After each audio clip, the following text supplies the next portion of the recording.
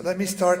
The biggest problem we face in life is the difference between anecdote and evidence, between knowledge and BS, between observation that's journalistically fact-checked and something you can generalize. How do you know if something is safe? A turkey is fed for 1,000 days by a butcher, and every day confirms to the turkey statistical department and research department and Federal Reserve Department and nerds, okay, that the butcher loves turkeys with increased statistical evidence. Till there's a day in November, I don't know if you're familiar with Thanksgiving, and 2 days before Thanksgiving, it's never a good idea to be a turkey. So you're going to have a big surprise, and of course understand the philosophical problem of induction, that day. Well, that's a classical problem as phrased by a lot of people. My point is that we probably can solve the problem by figuring out in which domains these errors are consequential and which domains these errors are not consequential. So we're going to make a separation between two domains, and let me explain it as follows. There's a difference between two worlds. One I call Mediocristan, the other Extremistan. Mediocristan is as follows. There are about 800 people here, plus or minus, I see 2 empty seats, so say 797 and a half people are here, okay. Put everybody on a scale. I could very quickly figure out the average weight of people who attend lectures in Amsterdam, right? So you'll have, okay, and if I add to that sample the heaviest person on the planet, the heaviest person you can find on the planet, it won't change anything, you see? A few, So this is the law of large numbers. Everybody studies the law of large numbers. As your sample becomes large, no single event is going to make a big difference. You agree? That's everything in science is based on it. You have a large enough sample so you can derive the properties. The problem is that it doesn't work everywhere. It's much, much slower in a complex domain. It's much, much slower in what I call Extremistan. If you randomly gather 1,000 people from the planet and add to that sample, not the heaviest person, but the richest, who sometimes is the heaviest, by the way, the fat guy, the big guy in Mexico. If you add the richest, the average is going to change dramatically. You agree? Okay. Randomly select people are going to have 300,000 euros of net worth, and then his net worth is about, 50 billion euros, okay? So there'd be a rounding error. So this is the difference between Mediocristan and Extremistan. It's very, very consequential. Why is it consequential? Because there's a domain in which an increased, more data doesn't help you much. It helps you, but very slow rate. Very, very, very slow rate. And we have a confusion between domains, and everybody who studies statistics starts applying ideas from Mediocristan into Extremistan. Extremistan is when the exception dominates. So you take about 100,000 companies that join the stock market, a few hundred represent half the returns in history. You take the number of authors, there's about 1 million authors. You have a lot of them here working for Starbucks. We saw Starbucks. Whenever you see a Starbucks in America, it's usually baristas to employ authors, because that's what authors do in America. And usually have a lot, usually have about 1 million manuscripts on the market. Novels, all right, the great American novel, the great whatever novel. All right. So of these, about 100 people are going to make on the planet the bulk of the returns. You see, out of millions of people who write.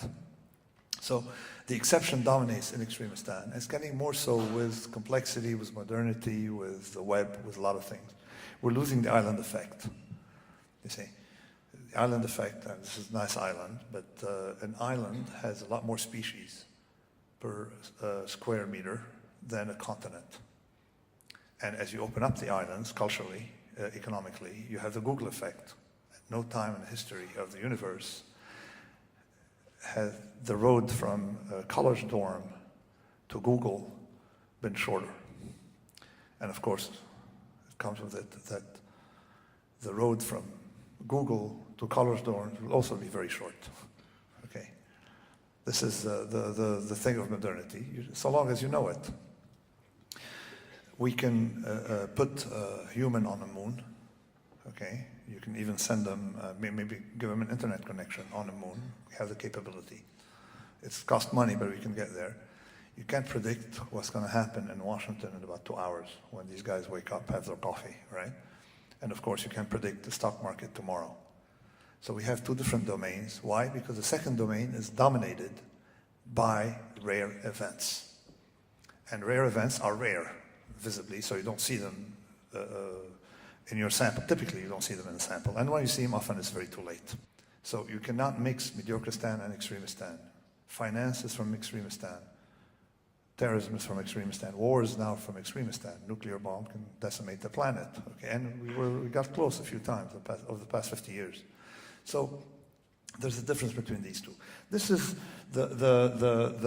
my idea of how to deal with the problem of induction is make sure you don't become a turkey. You remember the turkey story? My whole idea is you want to make sure you don't, where are the spots where you can become a turkey? So that's, so far I've introduced the problem, sort of insoluble, the Black Swan problem, the problem of induction, but with a dimension of saying, okay, only worry about things that are from extremistan. So my book, Antifragile, isn't about anti-fragility.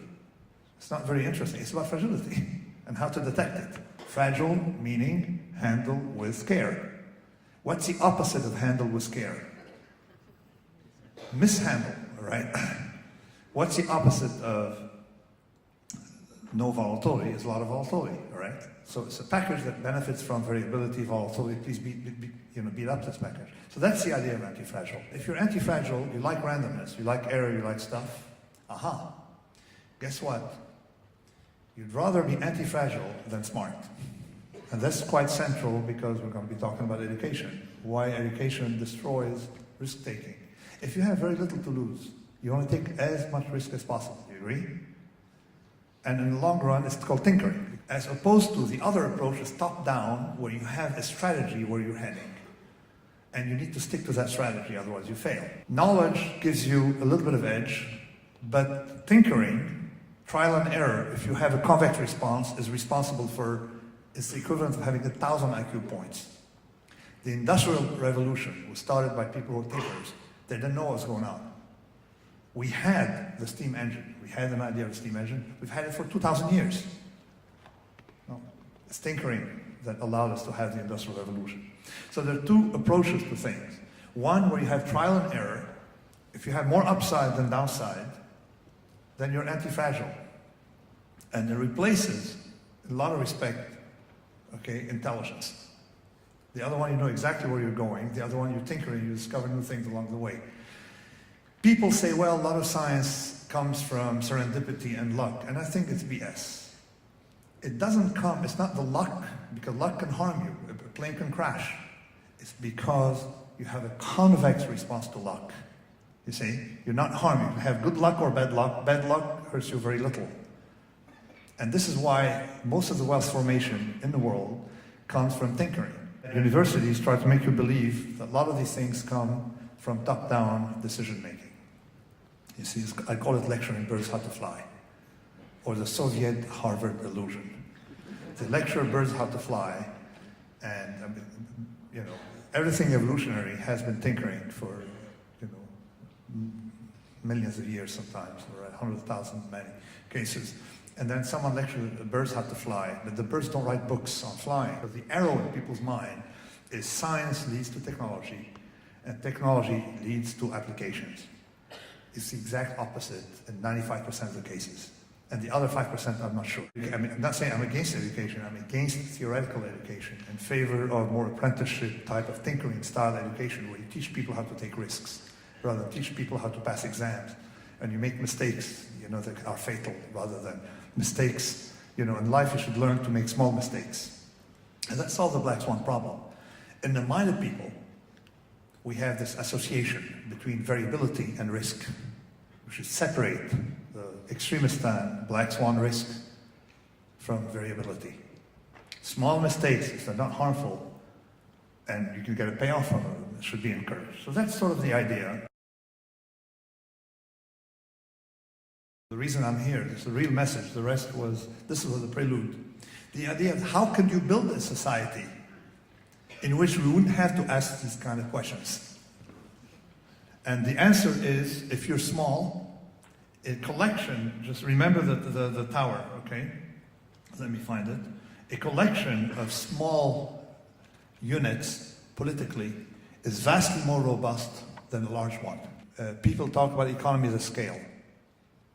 Economies of scale is the biggest BS you'll learn because it's everywhere but not in the data. And let's look for evidence here conversationally. When two companies merge, you have economies of scale. No, now instead of having they lower their secretarial cost by 20%. No, they have all these economies of scale. So these firms should be doing better. No. Okay, in 1978 we knew that mergers didn't, firm doubling, at least doubling in size, doesn't do better. And then recently, again, we kept checking, and I was in London, and the son of a friend of mine is doing M&A, and I told him M&A, but this is a bullshit professor. And he said, I know, because companies aren't better after M&A. It's good for fees, all right? That was the point. So then you realize if economy of scale were real, okay, you'd have a lot more elephants than mice, because metabolically, an elephant is vastly more efficient than a mouse. And we have the reverse, okay? So why? Because fragility from adverse events costs you a lot more. Well, there's a beautiful mechanism in nature that breaks things that are fragile. And it is disrupted by governments that support things when they become large and fragile. So why do companies like to become large? Because you hijack the state. You have 600,000 employees, and now you can use you can use the state. We're going to get to it in a minute with skin in the game to prop up your bonus as your manager of a company. You see, so the state absorbs your mistakes because you're large. Okay, so large companies, if you let things follow their natural course, large companies are bound to die. As you know, the success of the German economy is those Mittelstand. No, I don't know how to pronounce it in German, but Mittel something, no? Mittelstand. Okay. So these are medium companies that found a sweet spot. Large enough to have the economies of scale, but not too large to have this economies of scale, stochastic diseconomies of scale from mistakes. I just wrote a paper saying why the world looks weirder to us because of big data. And it's as follows. If you have 7 billion people on a planet, the more data you get, the weirder the top 30 pieces of information will look, and the more coincidental they will be. You see? This is a problem. Now, how do you clean it up? Professional statistician, every professional statistician working with data knows how to clean it up. You see? But not economists, and definitely, some economists, but definitely not the vendors of these products. Actually, another heuristic to tell you, I testified in Congress against big data by some schmuck who wanted $500 million to collect data to predict the next crisis. I told him, we have so much data, we predicted nothing. He said, now you're going to predict it? So some congressman told me, but Professor Taleb, you're against data when you cross the street. You remove data, you want to die. I told him, no, Congressman, you said exactly what someone shouldn't say, with all due respect. When I cross the street, what I do is remove data.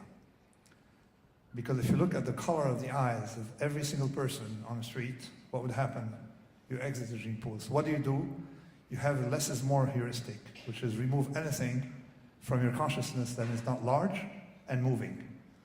So that's exactly what you do is remove data from across the street. You don't have to collect the eye color information of everything, which is how the brain operates as a heuristic, is reduction of data, not increase.